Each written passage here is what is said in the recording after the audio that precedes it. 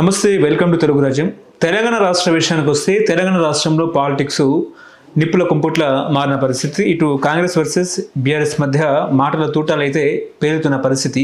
నిన్న ఏదైతే కేటీఆర్ గారు తెలంగాణ భవన్లో కాంగ్రెస్ ప్రభుత్వం మీద, కాంగ్రెస్ పార్టీ మీద తీవ్ర స్థాయిలో విరుచుకుపడ్డారో ఆయన ఏం మాట్లాడారంటే, కాంగ్రెస్ పార్టీ తెలంగాణ ప్రజలకి బాకీ పడింది అన్నట్టు కూడా ఆయన మాట్లాడడం జరిగింది. ఆ బాకీ ఏంటంటే, ఇటు నిరుద్యోగులకు నిరుద్యోగ భృతి కానీ, అదేవిధంగా ఆడపిల్లలకు ఏదైతే ఇస్తామన్న స్కూటీలు కానీ, అదేవిధంగా మహిళలకు 2500 కానీ, గ్యాస్ సిలిండర్ కానీ, తులం బంగారం కానీ, ఈ అనేక సంక్షేమ పథకాల మీద కాంగ్రెస్ పార్టీ బాకీ పడిందని చెప్పేసి కూడా ఇటు కేటీఆర్ అయితే తీవ్ర స్థాయిలో ఇటు కాంగ్రెస్ పార్టీ మీద మండిపడుతున్నారు. అదేవిధంగా ముఖ్యంగా ఇవాళ ఏంటంటే ఫ్యూచర్ సిటీ, అదేవిధంగా ఫ్యూచర్ సిటీకి ఇవాళ రేవంత్ రెడ్డి శంకుస్థాపన చేయడం జరిగింది. ఆ ఫ్యూచర్ సిటీ మీద కూడా కేటీఆర్ వ్యంగ్యంగా కామెంట్ చేశారు. ఉన్న సిటీకే దిక్కు లేదు, ఇంకా ఫ్యూచర్ సిటీ ఏంటని కూడా ఆయన అభిప్రాయం వ్యక్తం చేశారు. అదేవిధంగా ఎప్పుడూ లేనంత వరద, అంటే దాదాపుగా 40 సంవత్సరాల తర్వాత మొదటిసారిగా హైదరాబాద్కు, అదేవిధంగా ఎంజీబీఎస్కి నిన్న తీవ్ర స్థాయిలో వరద వచ్చిన పరిస్థితి. దాదాపుగా మొన్న రాత్రి కురిసిన భారీ వర్షానికి సడన్గా ఎంజీబీఎస్ పూర్తి స్థాయిలో మునిగిపోయింది. సో ముఖ్యంగా ఏంటంటే హైడ్రా పనితీరు, హైడ్రా విధానం కేవలము పెద్దవాళ్ళకే హైడ్రా, అదేవిధంగా పేదవాళ్ళకు హైడ్రా లేదు. ఎక్కడ పడితే అక్కడ ఇంటిని కూల్చేస్తున్నారు, ఇళ్లను కూల్చేస్తున్నారు అని చెప్పేసి ఎప్పటి నుంచో, అంటే గత కాంగ్రెస్ ప్రభుత్వం ఏర్పడిన దగ్గర నుంచి కూడా ఇటు బీఆర్ఎస్ పెద్ద ఎత్తున కాంగ్రెస్ పార్టీ మీద తీవ్ర స్థాయిలో విరుచుకుపడుతున్న తరుణంలో నిన్న హైడ్రా కూడా దసరా ప్రయాణికులను హైడ్రా అక్కడ ఉండొద్దన్నట్టు, అదేవిధంగా బస్టాండ్ నుంచి ప్రయాణికులను బయటకు పంపించేయడం కూడా జరిగిన పరిస్థితి.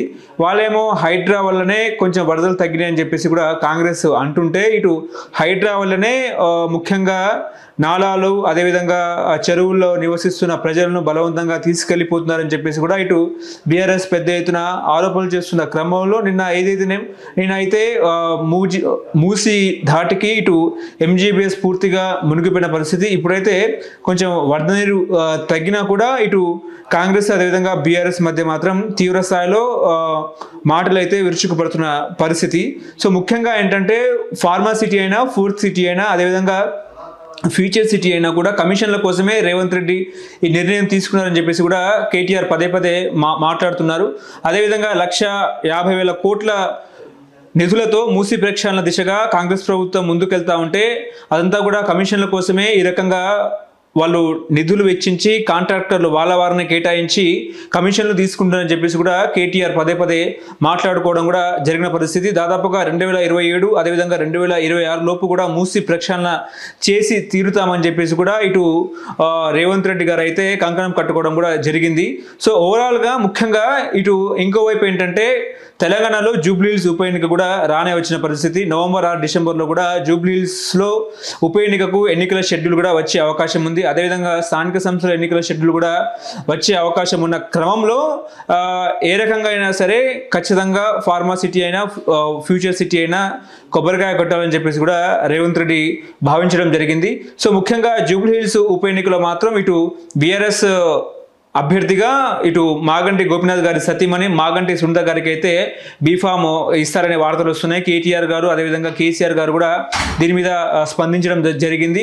కాకపోతే ఏంటంటే కాంగ్రెస్ పార్టీ నుంచి ఇప్పటికీ కూడా అభ్యర్థులు ఖరారు కాలేదు. కాకపోతే ఏంటంటే నవీన్ యాదవ్ అదేవిధంగా 2-3 నాయకుల పేర్లు కూడా వినిపిస్తున్న తరుణంలో సో ఎవరికి ఇస్తారనేది మాత్రం చర్చనీయాంశమైంది. కాకపోతే ఏంటంటే ఇటు బీఆర్ఎస్ మాత్రం జూబ్లీహిల్స్ ఉప ఎన్నికలో మాత్రం ప్రచారం ముమ్మరం చేసింది. ఇవాళ కార్డులు, అంటే ముఖ్యంగా బాకీ కార్డులు ఏదైతే ఉందో ఆ బాకీ కార్డులను కూడా బీఆర్ఎస్ మాత్రం ఇంటింటా ప్రచారం చేసి కాంగ్రెస్ పార్టీ ఇవ్వాల్సిన బాకీ కార్డులను చూపిస్తూ కూడా వాళ్ళు ఓట్లు అయితే అభ్యర్థిస్తున్నారు. అదేవిధంగా కేటీఆర్ మాట్లాడుతూ ఈసారి బీఆర్ఎస్ అంటే ఖచ్చితంగా జూబ్లీహిల్స్ ఉప ఎన్నికలో బీఆర్ఎస్ పార్టీ ఓడిపోతే మంత్రులు మన మీద అజమాయిషీ చెలాయిస్తారని చెప్పేసి కూడా మాట్లాడుతున్నారు. మంత్రులు టూరిస్ట్ లాగా జూబ్లీహిల్స్ ఉప ఎన్నికలో జూబ్లీహిల్స్ బై ఎలక్షన్లో తిరుగుతున్నారని చెప్పేసి కూడా కేటీఆర్ మాట్లాడడం కూడా జరిగింది. అదేవిధంగా అదేవిధంగా 100 రోజుల్లో హామీలు నెరవేరుస్తామన్న కాంగ్రెస్ పార్టీ దాదాపుగా 22 నెలలు అవుతా ఉంది, ఇంకా హామీలు నెరవేర్చలేదని చెప్పేసి కూడా కేటీఆర్ మాట్లాడుతున్నారు. సో జూబ్లీహిల్స్ ఉప ఎన్నికలో ఖచ్చితంగా కాంగ్రెస్ పార్టీకి బుద్ధి చెప్పాలని చెప్పేసి కూడా కేటీఆర్ చెప్పడం కూడా జరిగింది. సో ఇటువైపు ఏంటంటే జూబ్లీహిల్స్ లో మైనారిటీ అదేవిధంగా యాదవ్ సంఘాల ఓట్ బ్యాంక్ కూడా క్రియాశీలకంగా ఉన్న పరిస్థితి.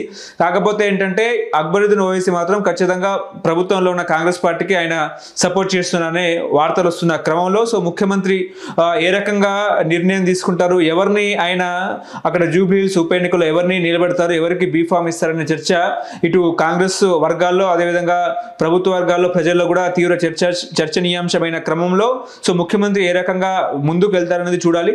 కాకపోతే ఏంటంటే ఇంకోవైపు ఏంటంటే గ్రూప్ 1 మీద కూడా తర్జన అదేవిధంగా కోర్టులు మెట్లెక్కారు. సో గ్రూప్ 1లో కూడా అవినీతి జరిగిందని చెప్పేసి అదేవిధంగా ఉద్యోగాలు 3 కోట్లకి 4 కోట్లకు కొన్నారని చెప్పేసి కూడా రకరకాలుగా ఆరోపణలు చేసిన క్రమంలో కాకపోతే ఏంటంటే గౌరవ హైకోర్టు మాత్రం ఈ గ్రూప్ 1 మీద మాత్రం ఎట్టకేలకైతే ఒక నిర్ణయం అయితే తీసుకుంది. అదేవిధంగా గ్రూప్ 1 ఏ రకంగా అయితే మీరు పారదర్శకంగా నిర్వహించారో అంతే పారదర్శకంగా నియామక పత్రాలు ఇవ్వాలని చెప్పేసి కూడా హైకోర్టు చెప్పిందో ఆ రకంగా కూడా ప్రభుత్వం ముందుకెళ్ళింది. కాకపోతే ఇటు బీఆర్ఎస్ వర్గాలు మాత్రం ఇందులో ఆరోపణలు జరిగాయని చెప్పేసి భావించినా కూడా దానికి మాత్రం హైకోర్టు పుల్ స్టాప్ పెట్టిన తరుణంలో సో ఇటు జిహెచ్ఎంసీ స్థానిక సంస్థల ఎన్నికలు, జిహెచ్ఎంసీ ఎన్నికలు, సర్పంచ్ ఎన్నికలు, ఇంకోవైపు ముఖ్యంగా జరగాల్సినవి ఏంటంటే జూబ్లీహిల్స్ ఉప ఎన్నికలు ఉన్నాయి కాబట్టి ఉప ఎన్నికల్లో మరి ఎవరు గెలుస్తారు ఏంటి, మరి బీఆర్ఎస్ నుంచి మాత్రం మాగంటి గోపీనాథ్ గారి సతీమణి అయితే ఆమె బీఆర్ఎస్ నుంచి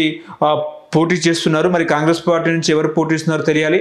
సో ఓవరాల్గా ఇటు గ్రూప్ 1 అంశాలు అదేవిధంగా ఇటు మూసీ ధాటికి ఎంజీబీఎస్ మునగడము అదేవిధంగా ఏంటంటే pharma city, future city so ఈ రకంగా అయితే తెలంగాణలో కార్యక్రమాలు జరుగుతున్న పరిస్థితి. సో జూబ్లీహిల్స్లో మాత్రం ఎవరు గెలుస్తారు, ప్రభుత్వం ఎటువంటి నిర్ణయం తీసుకుంటుంది, అదేవిధంగా బీఆర్ఎస్ అధినేత కేసీఆర్ గారు ఏ రకంగా ముందుకెళ్తారని చూడాలి. హలో, తెలుగు రాజ్యం ఛానల్ చూస్తున్నారా? సామాజిక రాజకీయ జీవన చిత్రణే తెలుగు రాజ్యం.